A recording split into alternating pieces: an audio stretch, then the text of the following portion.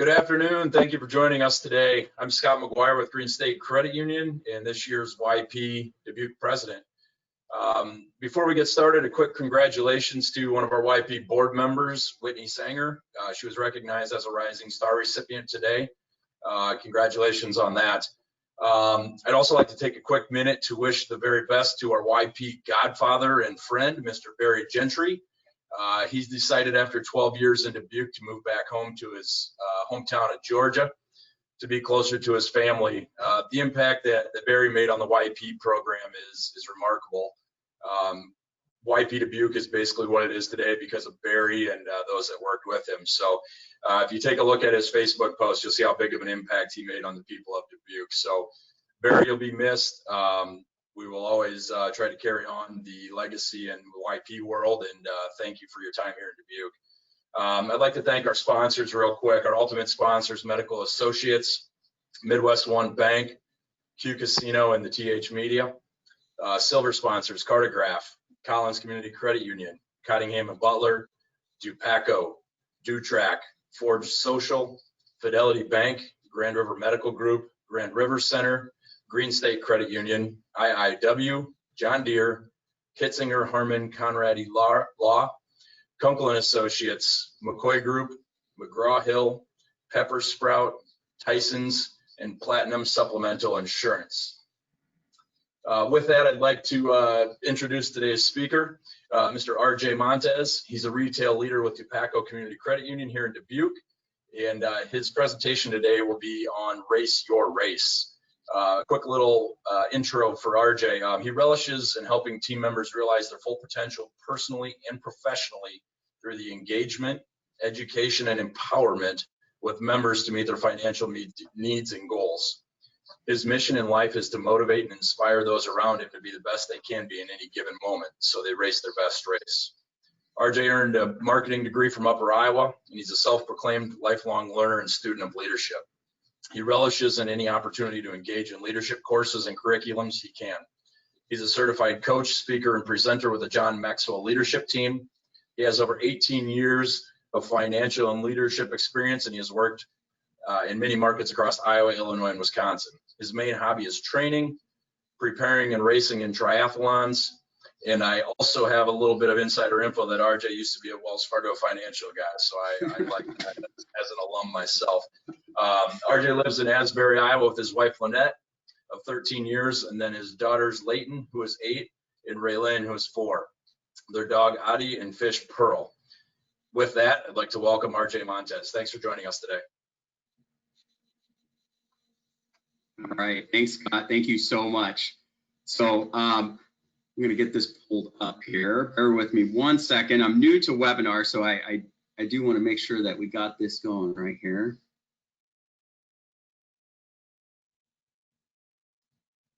So thank you all so very much. I'm just so honored and blessed to be with you all today. You know, the fact that you're taking time out of your day, you know, to spend this hour together just says a lot about your willingness to grow, and it says a lot about you wanting to continue to make an impact. So kudos to all of you. I do have to give a special thanks. I just realized Barry was going back to Georgia, but a special thanks to Barry and Olivia. They were the ones that originally had talked to me about, you know, sharing some of my stories with you guys today. In order to you know, engage and help maybe add some value to you guys. So it's certainly humbling. I don't take that responsibility for granted. So thank you so very much. You know, the objective today is to hopefully give you some of those insights, to give you really some tangible items that you can take ownership and lead yourself. And hopefully along the way, not bore the crap out of you, but you know, this, as I mentioned, this is a new experience for me, so we'll certainly learn together. So I want to ask, what is your number one COVID lesson?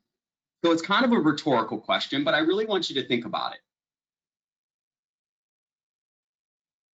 You know, for me in the springtime, I guess I realized that there was a different way to do math.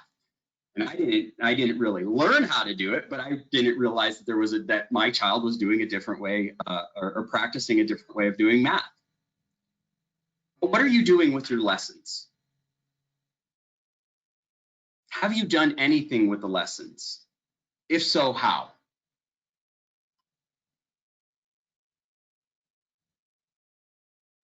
Why do you IP? What's your objective? We all have individual objectives, but the question is what is yours? You know, if I look it up on the website, it talks about growing your network, learning more about what's going on in the Dubuque area, having a say about the issues and the causes that mean the most to you, following your professional or professional passions, becoming a leader in Dubuque and the Dubuque YP. The common objective that you guys have is your mission. Your mission is to gain access to the nation's largest talent network of its kind, to connect with Dubuque Tri-States region as a place to live well, work smart, play hard, and the most important, to have an immediate impact. So how can you have an impact? How can we learn from our past, live in our present, and hope for the future? You know, I came across the statistic prior to the pandemic that we're in today, that 322 million people worldwide live with depression. And unfortunately, that number is probably a lot bigger today. And just to give you some reference, the US population is 328 million people.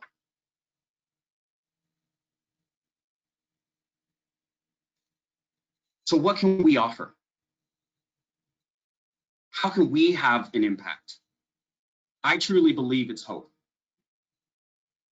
The world that we live in today, as connected as we are, as much as we have access to, we all need more hope. Now, hope is derived from the Hebrew and Greek word meaning confident expectation. This meaning stands in stark contrast to, knock on wood, wishful thinking. So hope is not some risk mitigation strategy. It is a byproduct of the faith and the actions in doing all we can within our control with the choices that we make to be the best versions of ourselves, so we can add value and inspire others in our communities, our tribes, and our families, so we can have impact. Hope helps us understand that we don't control everything. We are only in control of the human elements at the grace of our Creator. Hope is what will inspire leaders like you guys to chart the course into unknown territory and make an impact. So how can we create more hope? How can we have a bigger impact in our communities, with our tribes, and with our families? It's the simplest and most difficult at the same time. You got to take ownership and lead yourself to race your best race. And I promise you, leading yourself is the hardest person to lead.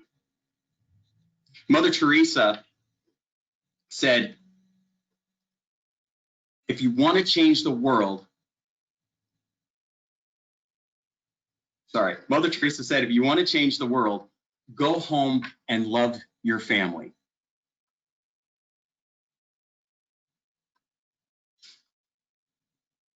Isn't that the core at leading yourself, at taking ownership for yourself?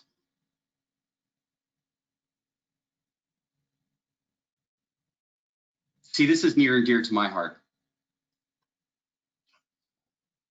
It's not something I take lightly, and I certainly don't undermine the challenges that come with depression, and nor do I think that hope can cure it. But I think that it can certainly help. My mom battled depression for as long as I can remember. And shortly after graduating college in October of 2003, I got a call in the middle of the night that my mom lost her battle with depression when she committed suicide. You see, who I am today is not who I've always been. Who we are today is not who we will be tomorrow. After my mom passed, I spent the next 8 years with very little discipline and regard for my own health and wellness. I know I put myself in the position nobody else. It was not one bad choice. It was the accumulation of poor choices that I've made. But in October 2011, a collection of 3 defining moments helped change my life forever.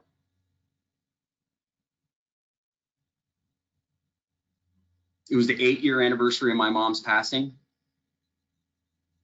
I had taken a health risk assessment offered by our organization, Dupaco Community Credit Union, through Health Check 360, that identified I was grossly unhealthy. And the third and most impactful was my wife, Lynette, and I found out that we were going to have our first child. I knew I wanted to be a positive role model. I knew that I wanted to lead by example, but I also knew that the path that I was on would not afford me the opportunity to do so. I now had a purpose greater than myself. I also knew that I would need help and I couldn't do it on my own.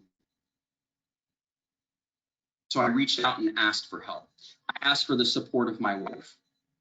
See, I'd worked in our Galena branch over at Dupaco for a couple of years, and I heard of this thing called the Galena Triathlon, this triathlon, which consisted of a swim, bike, and run. And I always said that I was going to do it, but I never did. I never stepped up to the challenge. And now was my opportunity because I had purpose. I didn't know the first thing about triathlon, but what I did do is I knew how to use Google. So I searched triathlon, and one of the things that came up was the Dubuque Area Triathlon Club, where I met so many great people, so many great mentors, so many great supporters. You may know Connie and Tim Hodge. Connie Hodge was actually the one that had founded the club years and years ago. And are great mentors of mine. So in May 2012, I completed my first triathlon. It was a short one, but it was my first one. But I knew when I crossed that finish line that my race wasn't over. It had taken me over 8 years to get where I was. And I knew it was going to be a process, and more importantly, I knew it had to be a sustainable lifestyle change. And in the years after, I have been so fortunate and blessed to, I lost over 80 pounds and I've been able to maintain a healthy weight.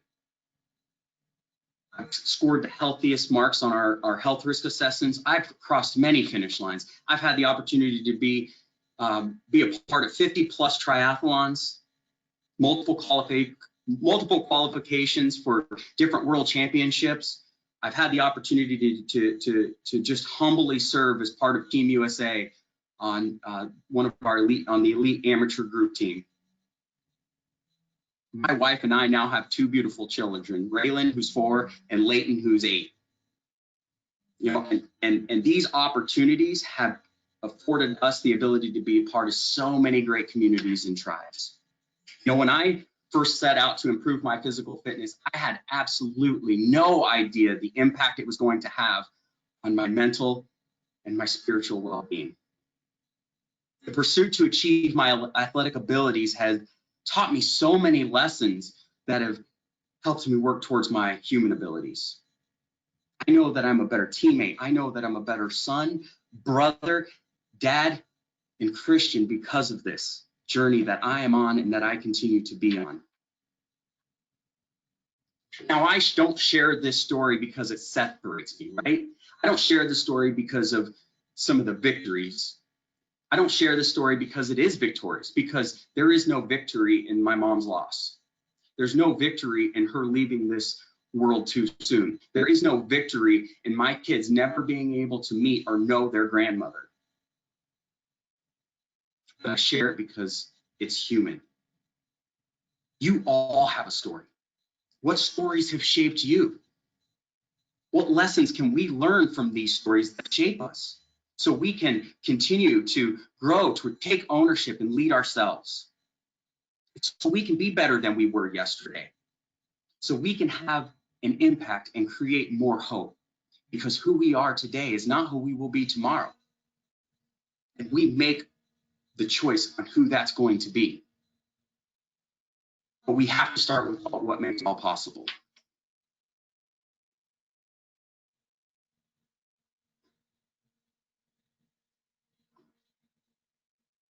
Sorry, I just froze, sorry. We have to make sure with what makes all possible. Our abilities gifted to us by are gifted to us by our Creator. But what we do with those abilities is up to us. If you saw the teaser video, I shared Matt Dixon's 4 ABLE principles. Learn able, account able, focus able, and change able. Because it is our abilities that allow us to do what we do. And in order to increase our abilities, we have to evaluate our experiences so we can learn from our past, live in the present, and create hope for the future. I am going to share 5 practices, and I do believe that those are going to help us uncover the questions in search of the answers that will help us increase our ability to take ownership, lead ourselves one step at a time as we race our race. Number 1, don't take yourself so seriously. Take what you do seriously, not yourself.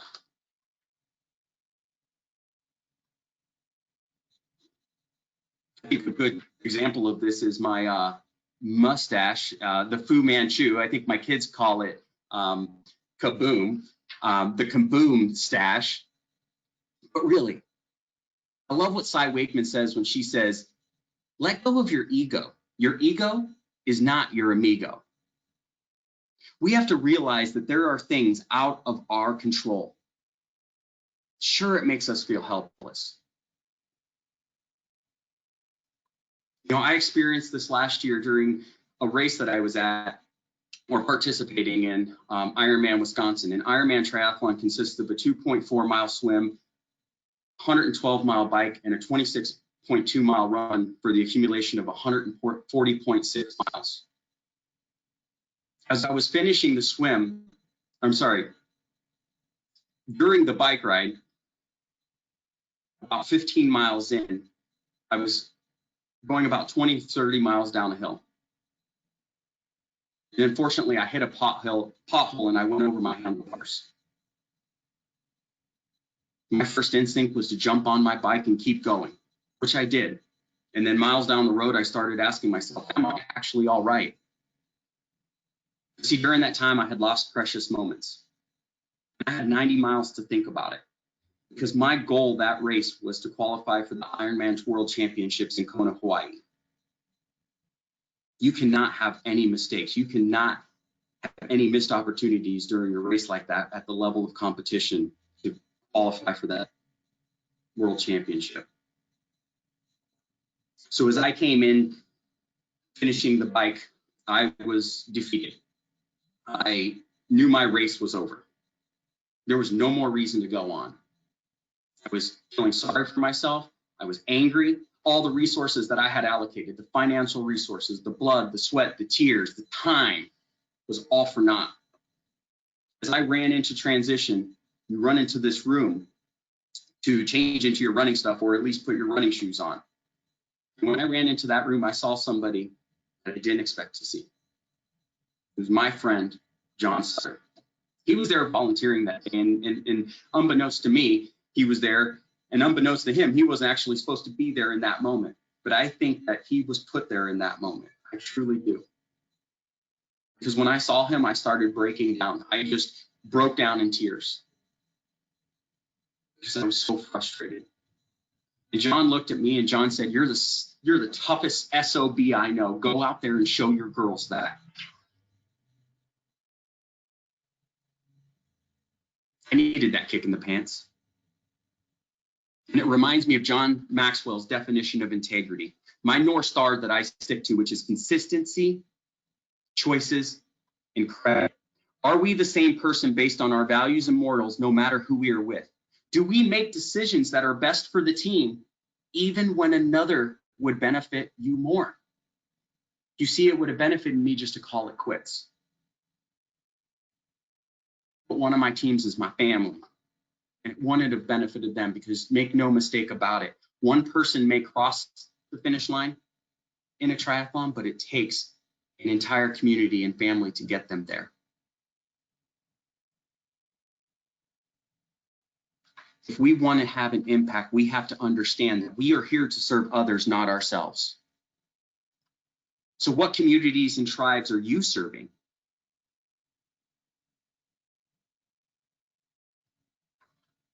And we must take care of ourselves so we can serve others. We have to be making deposits into our mental, physical, and spiritual well-being buckets. Now let me make this abundantly clear. There is no perfect balance. There is no perfect balance. It does not exist. We are imperfect human beings. So how can we take ourselves so seriously that we think we can have perfect balance? We just have to be aware enough or have supporters who can tell us when one of our buckets is getting low so we can make deposits into that bucket. Don't get too busy to not take care of yourself, because you might not be around to take care of others for too long if you don't.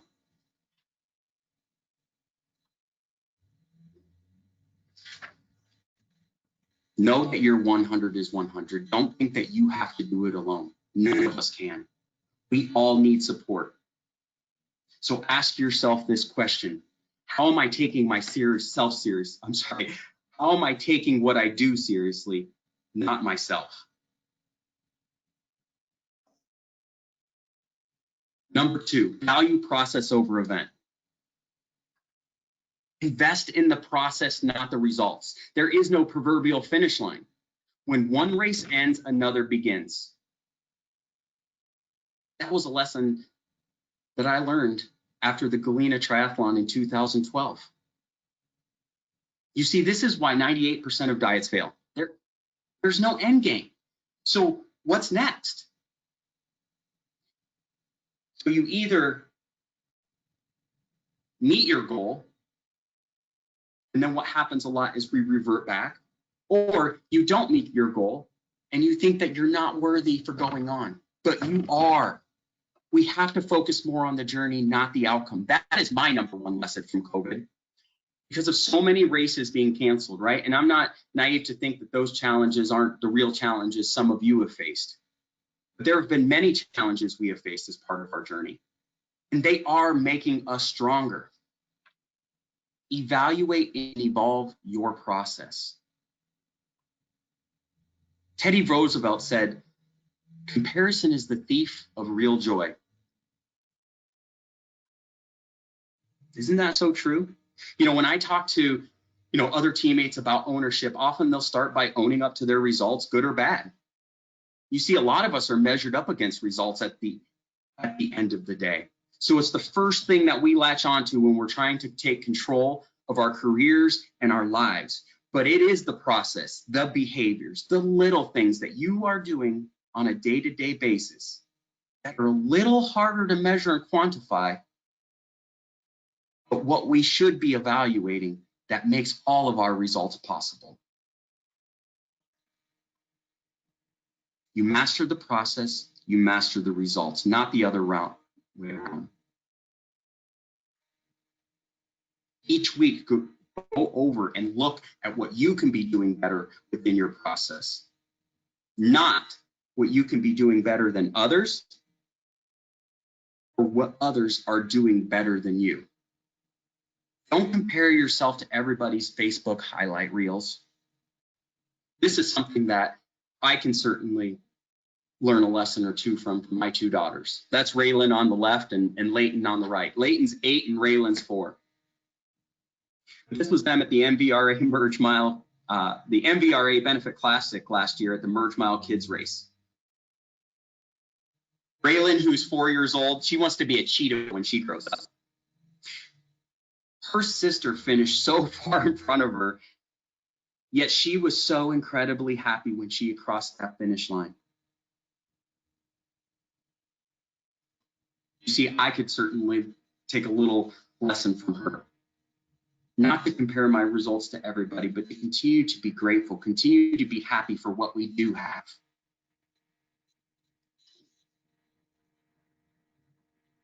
Defining moments define our lives, but we are not defined by any single moment, goal, or set of circumstances. Let your entire body of work and your continued growth define your life's work.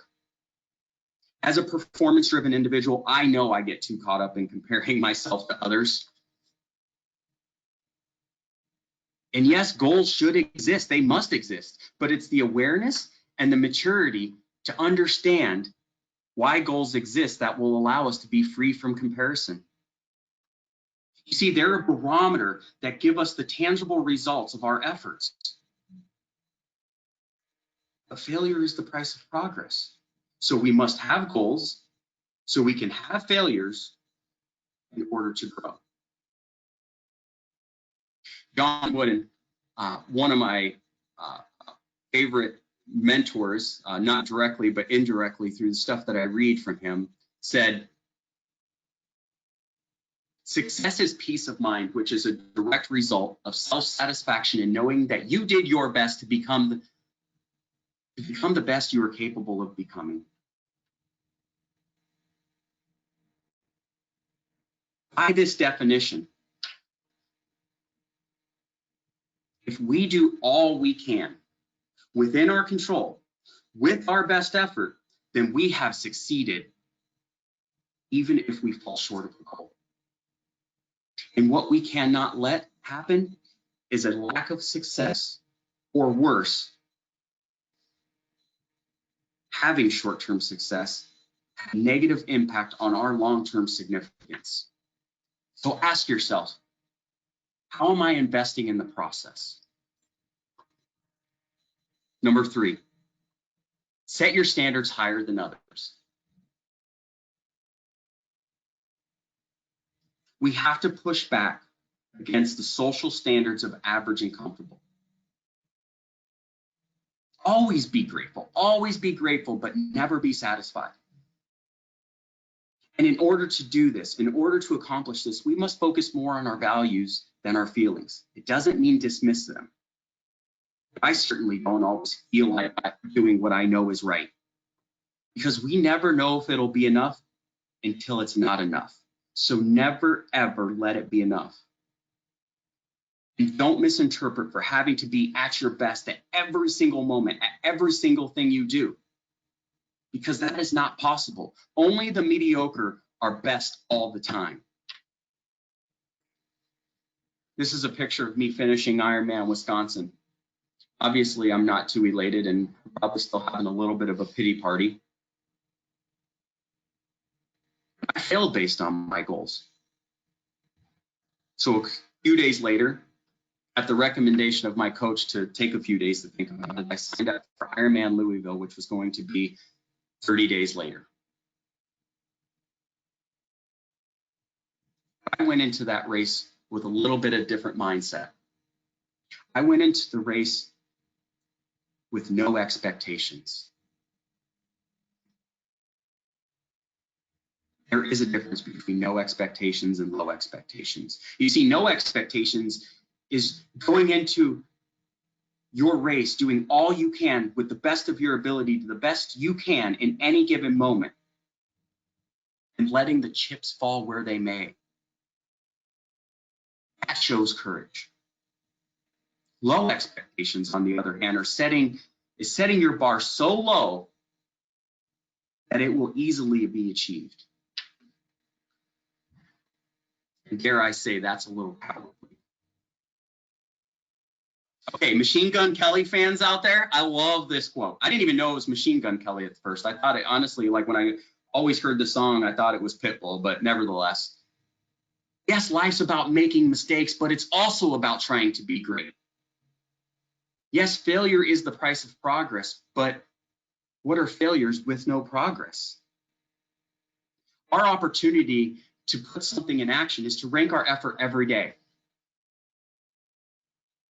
I read and listen to a lot of David Goggins. Some of you might know him. He's a little harsh. I've read his book, Can't Hurt Me. David Goggins articulates it as his accountability mirror. Staring at the person in the mirror is the only person who can give you that honest feedback of what you've done. So rank your effort every day. It's as simple as that. Just rank your effort every day, 1 to 10. Anybody can do that. But here's the thing: don't rank it based on results. Rank it based on effort. Your mental, your physical, and your spiritual effort for the day. It's not going to be perfect. But if you take that awareness and that intention and doing it every single day, you know you're trying to get better every day. And understand, you must have empathy and grace for yourself, because we can't always grow every single day. Growth is not linear. We're going to have setbacks. But it also means not folding and giving up, but accepting the challenges and the roadblocks that we will face.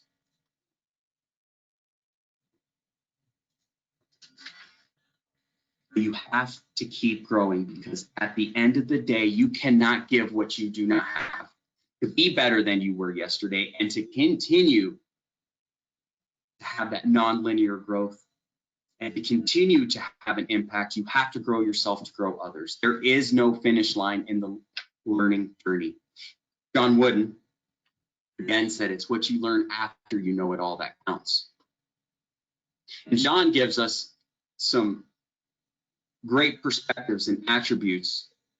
John Maxwell gives us some great attributes on what a growth conscious mindset looks like.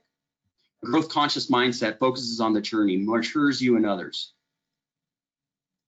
is lifelong, changes you, keeps growing beyond goals, takes responsibility to grow, learns before mistakes, and relies on hard work. We must keep testing our limits and ask, can I? And not ask, can I, but how can I? And are continue to attempt to discover our purpose. So ask yourself, how am I trading average for excellence? Number 4, don't take shortcuts. Love this quote by Winston Churchill, and I do not also take lightly that he quoted this when young people were going into battle and were going to die. But what can we learn from this? That we must be willing to do all things, the small things, the difficult things, the things when nobody's watching, the things that aren't our responsibility or in our job description. These are the things that will prepare us and allow us to rise up, do big things, and have an impact when those opportunities do arise. Because it does take preparation.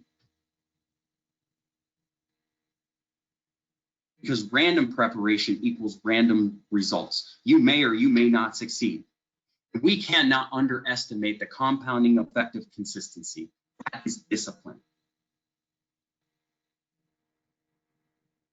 You see, I hear a lot of people talk about how they are competitive. And the way they describe it is because they like to win.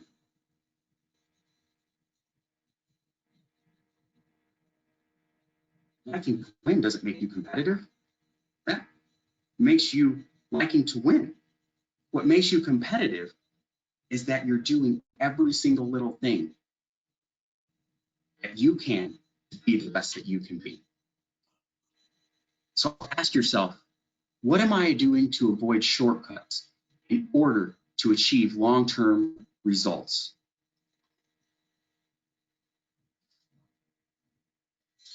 Last but not least, give more than you receive. Give your presence, your time and availability, not just your presence, which are monetary. If you do nothing else, do this. I am so fortunate to be surrounded by so many great examples in my life. This is my friend Kurt, who's one of those examples.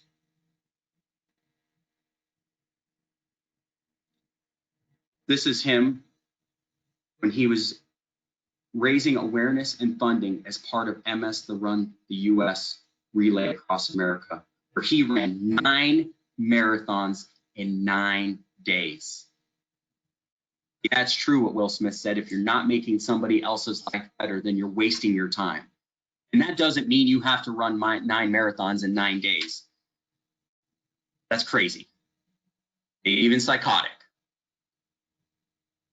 But find those opportunities to serve that pull you in, not push you in. Find those opportunities that are deep-seated in you, that you're passionate about. Passion is derived from the Greek word to suffer, so it doesn't mean that those opportunities are going to be easy. That means despite them being hard, you want to do them anyway. Our significance is determined by our relationships, and our relationships is determined by our ability to connect, not just communicate with others. And connecting is all about others. John Maxwell says, you must touch a heart before you ask for a hand.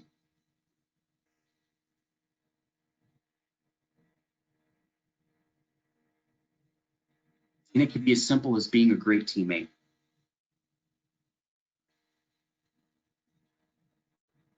That can mean being sincere and genuine, treating teammates like family, giving teammates the benefit of the doubt,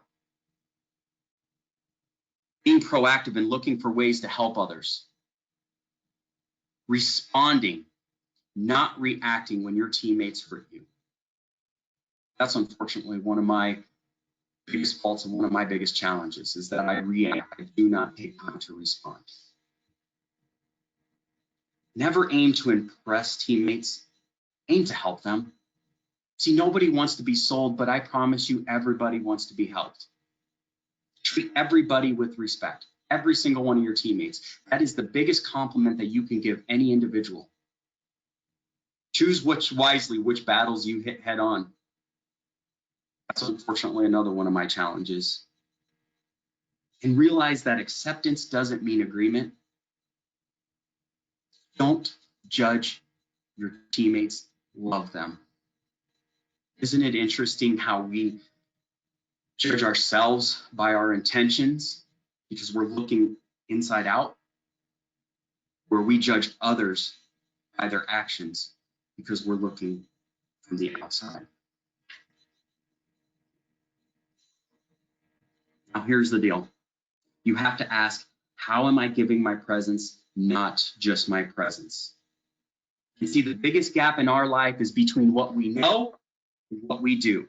It is far easier to learn and teach this than it is to apply. It's a daily grind, but the simple act of awareness and discipline to take action, I promise you, is worth every ounce. And here's the best part. We can learn new behaviors and abilities and skill sets. Taking ownership and leading yourself is a skill set. So I challenge you all to be a practitioner, not a theorist. What are you going to do? How are you going to put one foot in front of the other as you race your race? Not for me and not for anybody else, but for yourself. You spent your time listening today. Don't let it be all for naught. You owe it to yourself to do something with it. Your time is valuable. Make the most of it.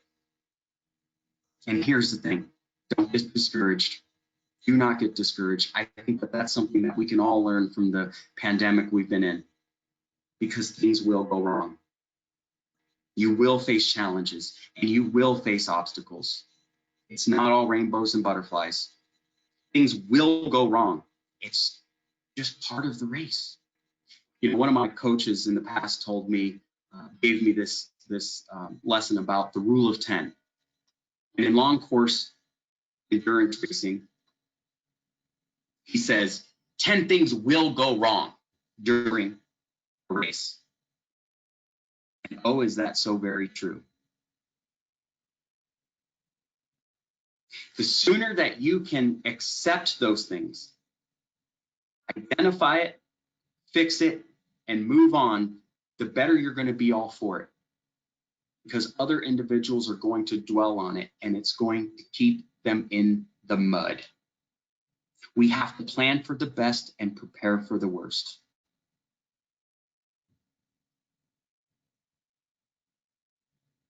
One example of this was in Milwaukee a few years ago. I was at the U.S. National Championships, and I came out of the swim and I went to jump on my bike, and I go to throw my helmet on, and my helmet clip falls off. Like, this is a short course race. Like, I'm sprinting, I'm going. And in that moment, I almost started to panic. But I remembered the rule of 10. And instead of panicking and trying to find the clip on the ground and fumbling with it and probably trying 15 or 16 times to get it on, I just took a deep breath, I picked it up, and I threaded the needle. And I went on to have one of the best races and still a personal record at that distance, which qualified me to be a part of Team USA that day. Now that I'm not perfect, at Wisconsin, I had a bad race, right? I didn't believe and I didn't trust in the rule of 10, but just know that things are going to go wrong. But it's how we deal with those challenges that will allow us to succeed and have significance. I truly believe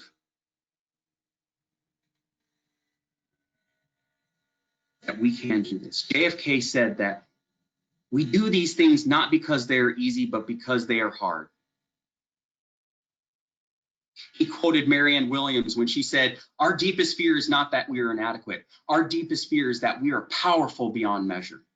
It is our light, not our darkness, that most frightens us." And I believe in my heart that if we truly want to make an impact, we have to be invested in the overall health and well-being of ourselves. And if we work to apply these practices, they will help us take ownership and lead ourselves so we can gain confidence, go out and race our race, and so we can have an impact on others. So I'm asking you this, guys. Go out and race your race. Because when you try to race somebody else's race, 0.04 seconds could be the difference of a gold medal. Concentrate on what you're doing, on executing your game plan and your strategy so you can add value to others. Because winners focus on winning and losers focus on winners. And always know why you're doing it. Because we all need motivation, but motivation is external and short-lived. Our why gives us our inspiration, and it is internal and everlasting. Life's not a dress rehearsal, guys. It's not practice. We are in a race as we speak, and you were put here on this earth to do something unique and special to your abilities. So what is your next big thing? What are you fighting for? What are you racing for as you race your best race? So thank you guys so very much. I appreciate your time. Hopefully I didn't bore you. I'll pass it back over to Scott.